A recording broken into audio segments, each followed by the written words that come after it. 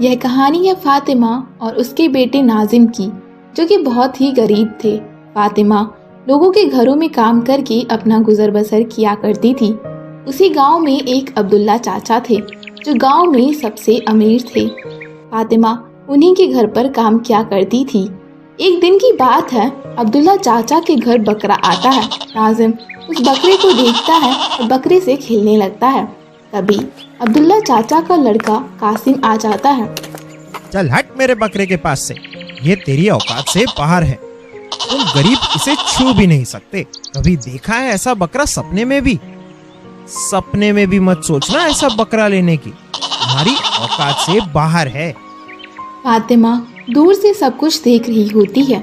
अपने बेटे को अपने पास बुलाती है। बेटे यहाँ आओ। जी अम्मी। हम बकरा कब लेकर आएंगे? बेटा एक दिन जरूर लेकर आएंगे हम भी बकरा। नाजिम जानता था कि उसकी माँ कभी बकरा नहीं ला पाएगी, क्योंकि 2 वक्त की रोटी का भी जुगाड़ जैसे तैसे हो पाता था। कुछ दिन ऐसे ही बीत जाते हैं। बेटा नाजिम जाओ मस्जिद पारा पढ़ने। ठीक है अम्मी जान, मैं जाता हूँ। नाजिम पारा पढ़ने मस्जिद चला जाता है। इमाम साहिब नाजिम से कहते हैं, नजीम बेटा आप इतने उदास क्यों हो? इमाम साहब बकरा ईद का त्योहार आने वाला है। सबके घर बकरा आता है, लेकिन मेरे घर बकरा नहीं आता। क्यों? हम बहुत गरीब है। अम्मी जान घरों में काम करके 2 वक्त की रोटी का जुगाड़ कर पाती है। नजीम बेटा उदास मत हो, अल्लाह सब जानने वाला है।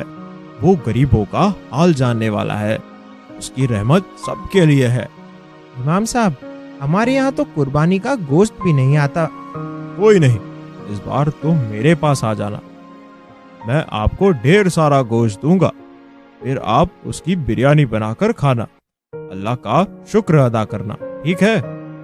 या मेरे अल्लाह इन गरीबों पर भी अपनी रहमत बरसा। एक दिन फातिमा काम कर रही होती है रोज की तरह। तभी सेठ जी आते हैं। सेठ जी बकरा ईद का त्योहार आने वाला है, तो मैं क्या करूं? कुछ पैसे मिल जाते तो मैं अपने बच्चे के लिए कपड़े बनवा लेती। बकरा ईद का त्योहार तुझ जैसे गरीबों के लिए नहीं है, अमीरों के लिए है।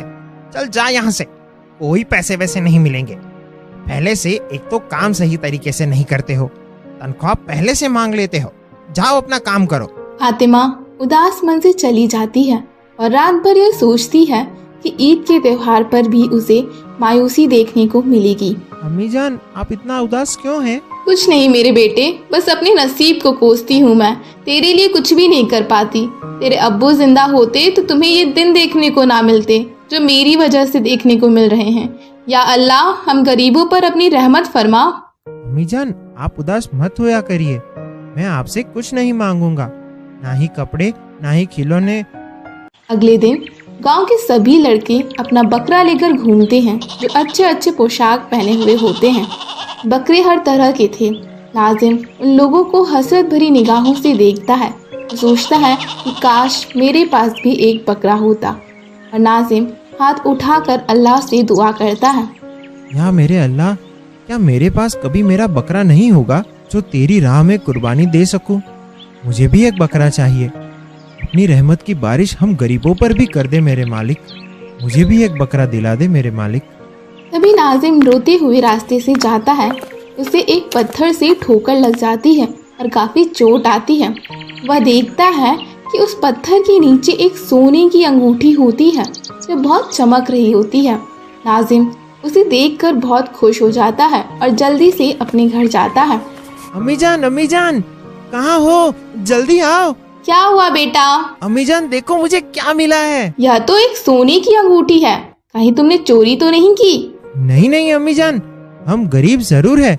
मेरी अम्मी जान तुम्हारी परवरिश ने मुझे ये नहीं सिखाया कि किसी के यहाँ चोरी करूं। अल्लाह का मुझे खौफ है। मैंने बस रोते हुए अल्लाह के आगे हाथ उठाए थे, या अल्लाह मुझे भी एक बकरा दिला दे।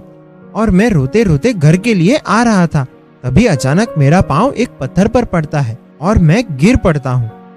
मैं क्या देखता हूँ, वो पत्थर के नीचे एक सोने की अंगूठी दबी हुई होती है, जो बहुत चमक रही होती है। और उस अंगूठी को उठाकर आपके पास दौड़ता हुआ ले आया। लगता है बेटा अल्लाह ने तुम्हारी सुन ली। उसकी रहमत से कोई नहीं बचता, अमीर हो या गरीब, गरीबों पर तो उसकी हमेशा ही मेहरबानी रहती है। चलो हम इस अंगूठी को बेचकर तुम्हारे लिए एक बकरा लेकर आएंगे। तभी फातिमा नाज़िम को लेकर जाती है और उस अंगूठी को बेचकर उन पैसों से बकरा लेने के लिए बकरा मंडी जाती है। वहाँ खूब सारे बकरे होते हैं। अम्मी जान, मुझे भी ये वाला बकरा लेना है। ये देखो कितना सुंदर बकरा है। भैया यह बकरा कितने का दिया? ये बकरा 20,000 का है। ठीक है, आप हमें दे दीजिए। फातिमा और नाज़िम घर पर बकरे को लेकर आते हैं। नाज़िम उस बकरे के साथ खूब खेलता है, उसे हरे हरे पत्ते खिलाता है। देखो अम्मी जान, ये कितना समझदार है। ये तो मेरा कहना ही मानता है। लगता है कि मैंने इसे बचपन से ही पाला हो। ठीक है, हम एक छोटा सा बकरी का बच्चा लाएंगे। उसे पालना और बड़ा करना ठीक है। बकरा ईद का दिन नजदीक आ जाता है। मुझे बहुत रोना आ रहा है। अम्मी जान, मुझे इससे प्यार हो गया है। इसके बिना मेरा जी कैसे लगेगा?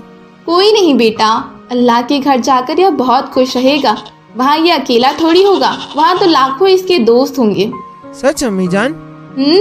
चलो अब अपने प्यारे बकरे को अलविदा कहो, इसके जाने का वक्त हो गया। अल्लाह ताला मेरे बच्चे की प्यारी चीज की कुर्बानी को कबूल फरमा। वह दोनों बकरे को अल्लाह की राह में कुर्बान कर देते हैं और अल्लाह से दुआ करते हैं कि जैसे हमारी मदद की है वैसे ही हर गरीब की अल्लाह ताला तो मदद करना और अपनी रहमत की बारिश हर गरीब पर करते रहना। यह कहानी है बाबरपुर गांव में रहने वाले एक मजदूर की। जमाल के घर में उसकी बीवी जीनत और 4 बच्चे सबा, जहीर, सोनी और रूही रहते थे। वो लोग बहुत गरीब थे। एक दिन सुबह जमाल अपनी मील जाता है। मील पहुंचकर जमाल को मील का मालिक अनवर बुलाता है और कहता है, जमाल चाचा, अब आप अपना हिसाब करवा लीजिए। क्यों मालिक, मुझसे कोई गलती हो गई है क्या? ऐसी बात नहीं है, हमारी मील बहुत घाटे में चल रही है। इतने मजदूरों की तनख्वाह नहीं दे पा रहा हूँ। अनवर की बात सुनकर जमाल अपने घर की तरफ चलने लगता है। रास्ते में जाते हुए जमाल को बच्चों के स्कूल के शिक्षक मिल जाते हैं, जो कहते हैं, जमाल साहब, आपने बच्चों की फीस 5 महीने से नहीं भरी है। अगर आपने अगले 1 हफ्ते में फीस नहीं भरी तो हमें आपके बच्चों को स्कूल से निकालना होगा। जी, मैं जल्द से जल्द फीस जमा करवा दूंगा। अगले दिन जमाल को जो पैसे अनवर ने दिए होते हैं वह उन पैसों को स्कूल में जमा कर देता है। फीस जमा करने के बाद जमाल अपने घर जाता है और अपनी बेटी से पानी मांगकर पीता है। पानी पीने के बाद जीनत उससे कहती है, क्या हुआ, आप कुछ परेशान लग रहे हैं। जीनत की बात सुनकर जमाल उसे सारी कहानी बताता है। या अल्लाह, ये क्या हो गया? 2 दिन बाद तो रमजान भी शुरू है। अब हमारे घर का खर्चा कैसे चलेगा? तभी जमाल की सबसे छोटी बेटी रूही और बेटा जहीर आकर कहते हैं, अब्बा रमजान आ रहा है, आप फल लेकर आना। हाँ अब्बा, बहुत दिन हो गए हैं फल खाए हुए। हाँ इंशाअल्लाह, ठीक है। अगले दिन रमजान का चांद दिखता है। चांद को देखकर बच्चे बहुत खुश हो जाते हैं और रूही कहती है, अब तो खाने के लिए बहुत सारे फल मिलेंगे। अब सहरी का वक्त हो जाता है। जमाल के पास इतने पैसे भी नहीं थे कि वो दूध खरीद पाता। वे सब रात का बचा हुआ खाना खाकर रोजा रखते हैं। अब इफ्तार का वक्त होता है। जमाल की सबसे बड़ी बेटी कुछ दाल चावल बनाती है। तभी रूही कहती है, अम्मी, थोड़ा सा शरबत भी बना लो, मैं पड़ोस की खाला से बर्फ लेकर आती हूँ। ये कहकर रूही पड़ोस वाली खाला से बर्फ लेने चली जाती है और खाला का दरवाजा खटखटाती है। खाला दरवाजा खोलती हैं तो रूही कहती है, खाला, थोड़ी सी बर्फ मिलेगी, हमें रोजा खोलना है। तुम लोग तो रमजान में हर साल बर्फ मांगने आ जाते हो। ये सुनकर रूही जाने लगती है। तभी पीछे से खाला उसे आवाज लगाती हैं और कहती हैं, ये लो, आज ले जाओ पर दोबारा मत आना। रूही उनसे बर्फ लेकर अपने घर चली जाती है और सब मिलकर रोजा खोलते हैं। अगले दिन सबा रूही से कहती है, जाओ रूही, खाला से बर्फ ले आओ। मैं नहीं जाऊंगी, कल भी खाला ने मुझे बहुत बात बोली थी। फिर रूही जीनत से कहती है, अम्मी, जब मैं कल खाला से बर्फ मांगने गई थी तब मैंने देखा उनके दस्तरखाने पे बहुत सारी चीजें थी। अम्मी, हम कब खाएंगे वो चीजें? बेटा अल्लाह से दुआ करो, हम भी एक दिन जरूर खाएंगे। ऐसे ही 7 रोजे गुजर जाते हैं। एक दिन जहीर आकर जमाल से कहता है, अब्बा, आज मैं अपने कुछ दोस्तों के साथ बाजार गया था। वहाँ पर बहुत भीड़ थी। बाजार में तरह तरह के फल थे। अब 7 रोजे गुजर गए हैं और हमने अभी तक सिर्फ खजूर से रोजा इफ्तार किया है। आज आपको फल लाने होंगे, वरना मैं आज रोजा नहीं इफ्तार करूँगा। ठीक है बेटा, मैं आज ले आऊँगा।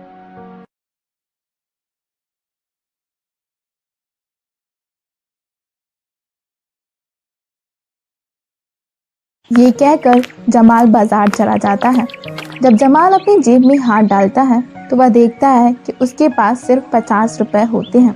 तभी जमाल एक फल वाले से सेब के दाम पूछता है तो फल वाला कहता है, ये सेब 200 रुपए के हैं और ये वाले 300 रुपए किलो। जमाल फल वाले को 50 रुपए देता है और कहता है, इसमें जितने सेब आए मुझे दे दो। 50 रुपए? 50 रुपए में तो बस 1-2 सेब ही आएंगे। फल वाले की बात सुन के जमाल अपने मन में सोचता है। 1-2 सेब में क्या होगा? ये सोचते हुए जमाल की नज़र खराब फलों की टोकरी पर पड़ती है और जमाल कहता है, भाई, आप ये 50 रुपए ले लो और मुझे उस टोकरी के फल दे दो। पर ये तो मैंने अपने जानवरों के लिए रखे हैं। कोई बात नहीं भाई, आप मुझे वही दे दो। जमाल की बात सुन के फल वाले को उस पर रहम आ जाता है और वो जमाल को पैसे वापस कर देता है और उसे फल की टोकरी भी दे देता है। जमाल उस टोकरी से सही सही फल छांटने लगता है। जमाल से थोड़ी दूर खड़ा अनवर भी ये देख रहा होता है। अनवर को ये देखकर बहुत दुख होता है। जमाल टोकरी से फल लेकर अपने घर जाने लगता है। अनवर भी अपनी कार से जमाल का पीछा करता है। कुछ देर बाद अनवर फिर से वापस बाजार जाता है और बाजार से राशन, फल और कपड़े लेकर जमाल के घर जाता है। अनवर जमाल के दरवाजे पर दस्तक देता है। जहीर आकर दरवाजा खोलता है। अनवर कहता है, ये घर जमाल चाचा का है? जी, आपको क्या काम है? जी, मेरा नाम अनवर है। मैं चाचा जमाल से मिलने आया हूँ। जहीर जमाल को बुलाता है। जमाल आता है तो अनवर जमाल से कहता है, जमाल चाचा, आप कल से काम पर आ जाइए। जमाल अनवर को बहुत दुआ देता है। अनवर अपने घर चला जाता है। घर पहुंचकर अनवर अपनी बीवी रूबी से कहता है, रूबी, आज दिल में कुछ ठंडक सी पड़ी। क्यों, क्या हुआ? अल्लाह जो करता है अच्छा ही करता है। तभी अनवर के पास एक फोन आता है। अरे, ये किसका फोन है? फोन पर बात करने के बाद अनवर बहुत खुश हो जाता है। क्या हुआ, आप इतने खुश क्यों हो गए? रूबी, पिछले 2 महीने से मेरी 20 लाख की डील रुकी थी, वो आज हो गई और 20 लाख रुपए मेरे खाते में भी आ गए। जिसको सुनकर वो दोनों भी बहुत खुश हो जाते हैं।